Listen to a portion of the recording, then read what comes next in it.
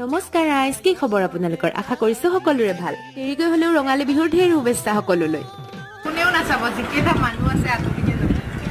এয়া মই লেকচাৰ দি আছিলো, মই যদি এনেকৈ জধলি মধলিকে মিনি ভ্লগ বনাও কোনেও নাচাব, যিকেইটা মানুহ আছে আঁতৰিহে যাব। মোৰ লাইফৰ এটাই ফাণ্ডা, থকা দিনকেইটা আৰ্টিফিচিয়েল হৈ থকাতকে ৰ এণ্ড ৰিয়েল হৈ থাকো, নে কি কয়? সিদিনা আছিল গোসাই বিহু আৰু এয়া অকনমান ক্ৰীম চ্ৰীম লগাই মই যাব ওলাইছিলো মন্দিৰ। ৰিহা চাদৰ গাত মেৰিয়াই গলপতা এডাল ডিঙিত ওলমাই মই হৈ গলো ৰেডি। আপোনালোকৰ বিহু কেনেকুৱা গ'ল? মোৰ কিন্তু ইমান ভাল নগ'ল, কাৰণ গাটো অলপ বেয়া আছিলে। বহুদিনৰ মূৰত কাজল আৰু আইলাইনাৰ লগাইছিলো, সেইকাৰণে সংৰক্ষিত কৰি থৈছো।